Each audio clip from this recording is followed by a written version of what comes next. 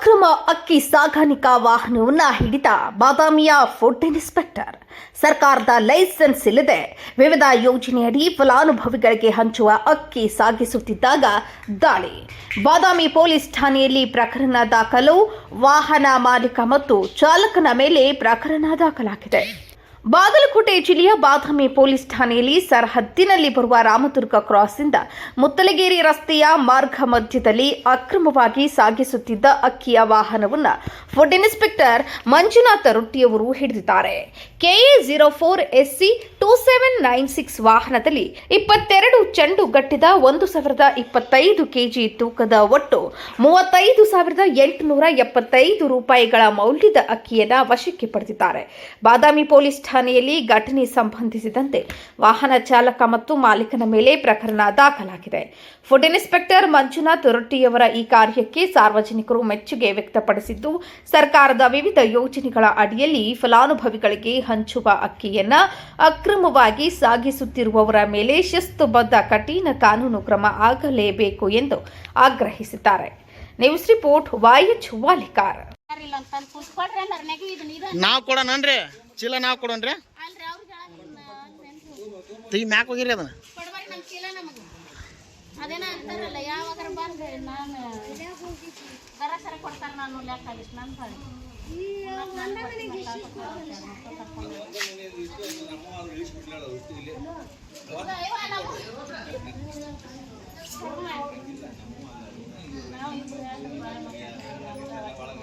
ಮೊನ್ನೆ ಜಗಳ ಮಾಡಿ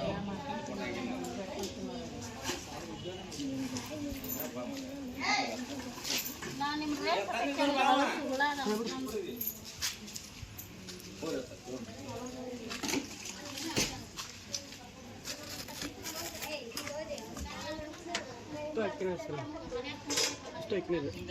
ಅಷ್ಟು ಅಕ್ಕಿ ಇದು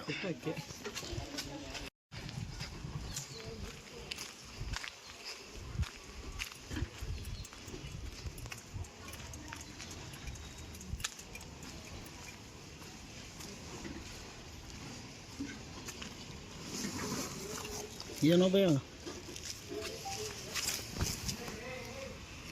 ಏನು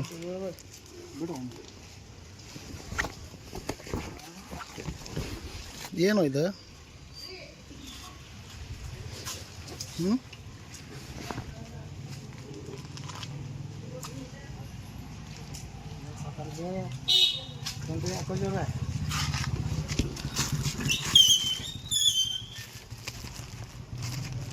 ಮ್ಯಾಕ್ ಹೋಗಿರೋದನ ಅಧ್ಯಕ್ಷ ಮ್ಯಾಕ್ ಹೋಗಿದ್ದೀನಿ ತೆಗಿರೋದನ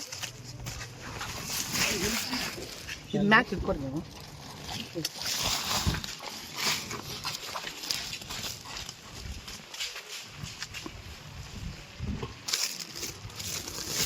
ಸುತ್ತಿರಿ ಬಾಯಿ ಸುತ್ತಿ ಏನದು ಹಾಕಿರಿ ಹಕ್ಕಿ